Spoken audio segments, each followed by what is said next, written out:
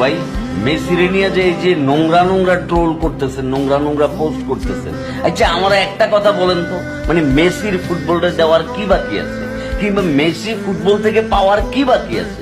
ওর জীবনে তো সব জিততে গেছে ভাই।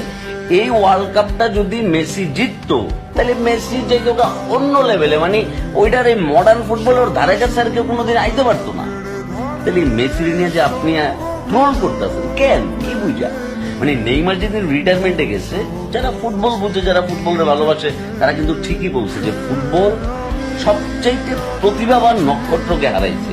নেইমারের ব্যাপারে বলেছে। ক্রিস্টিয়ানো রোনালদোর ফ্যান আমি, মানে আমি তার আইডল মানি লিটারেলি, ঠিক আছে? সো সেই জায়গায় ক্রিস্টিয়ানো রোনালদোর ভুলভ্রান্তি আছে, ইটস ট্রু, মানে আমি এটা সবসময় স্বীকার করে দেবো।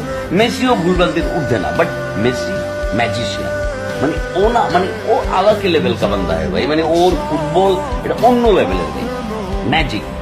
আমার রোনালদোরে ভালো লাগে, ও যথেষ্ট লেভেলের পরিশ্রমী, মানে একটা ম্যানলি ব্যাপার আছে রোনালদোর ভিতরে। বাট দেখেন লিওনেল মেসির নিয়ে না ওর লোকে ট্রোল যায় না ভাই, ওর লোকে ম্যাজিক শব্দটা যায়, লিওনেল মেসির লোকে ফুটবল শব্দটা যায়।